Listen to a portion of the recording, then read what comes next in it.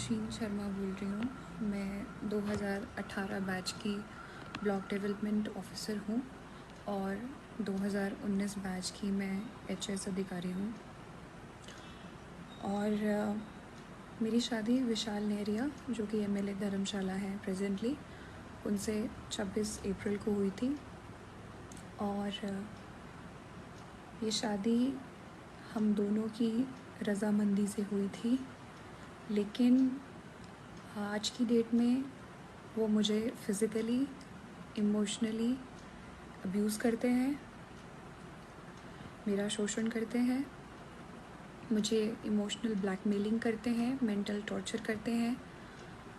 कल उन्होंने अपने परिवार के सामने मुझे बहुत ज़ोर से मारा, 3 थप्पड़ मारे और मैं बिस्तर से नीचे गिर गई। और उन्होंने अपने माँ बाप को बुलाते हुए ये कहा कि आप ये देखिए, मैंने इसको मारा है और अब किस्सा ख़त्म करते हैं। मैं आपको कल मैंने खुद को सेव करने के लिए कुछ फ़ोटोज़ ली हैं, आप देख सकते हैं कि उनकी उंगलियों के निशान मेरे चेहरे पे हैं और मेरे पूरे फेस में बहुत ज़्यादा पेन है।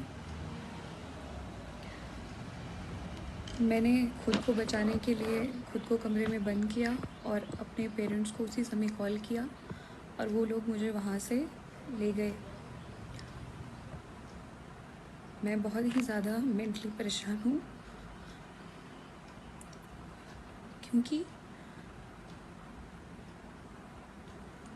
कॉलेज में हम लोग साथ थे, लेकिन उसके बाद इनकी इन्हीं हरकतों की वजह से, क्योंकि कॉलेज में भी ये मुझे मारते थे, मैंने इन्हें छोड़ा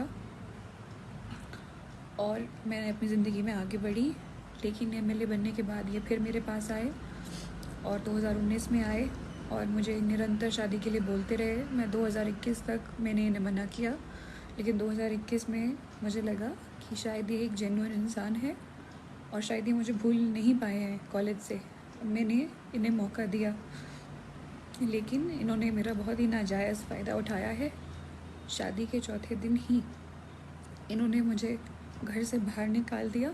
इनके पेरेंट्स उस समय नहीं थे और घर से बाहर निकाल दिया सुबह 4 साढ़े 4 बजे, जब मैं कोविड पॉजिटिव थी, और कहा कि वो सामने रास्ता है, तू चली जा वहाँ पे।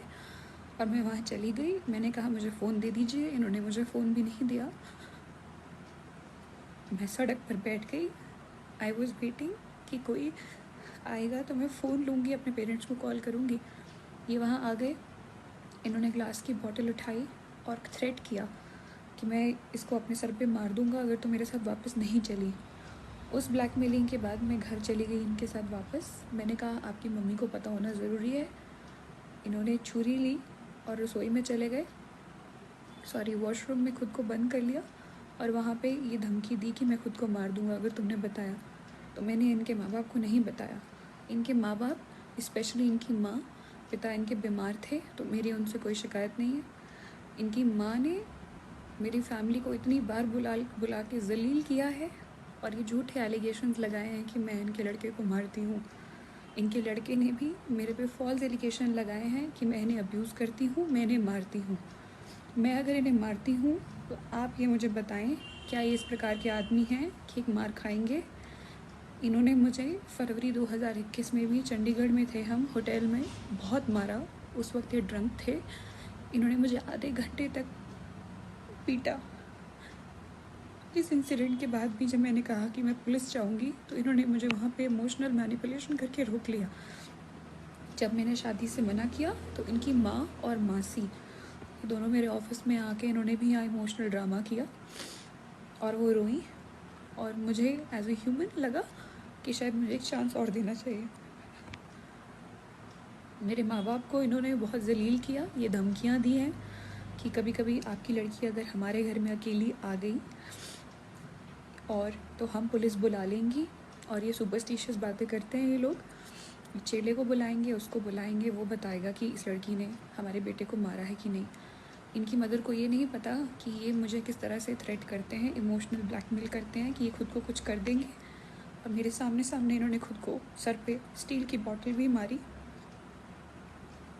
जिस रात मैंने इनसे ये पूछा, जब इन्होंने मुझे बताया कि सुबह इन्होंने और इनकी मम्मी ने कहीं निकलना है, तो एज अ वाइफ मैंने सिर्फ इतना पूछा कि आप कहाँ जा रहे हैं।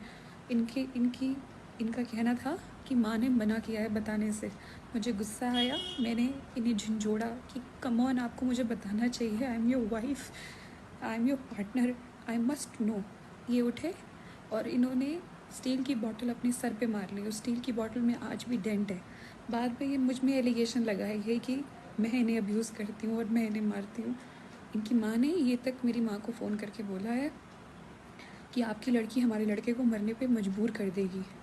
मेरा ये वीडियो बनाने का एकमात्र ये मकसद है कि मैं सबसे, पुलिस से और सभी से सिर्फ अपने अपने परिवार की सेफ्टी चाहती हूँ। और अगर इन्हें कुछ भी होता है तो I am not held responsible for that, I should not be held responsible for it.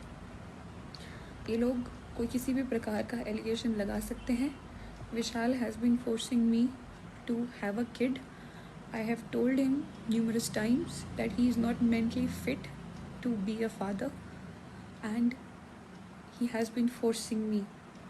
He doesn't allow me to have a contraceptive also, and मैंने पूरी कोशिश की है कि मैं प्रेग्नेंट ना हूँ इस स्टेज पे, और मैंने खुद को बचाया है। और इसने मुझसे इसी बात पे बहुत बार झगड़ा किया है, ब्लैकमेलिंग की है कि मैं कभी नदी में कूद जाऊँगा, मैं ये करूँगा, मैं वो करूँगा।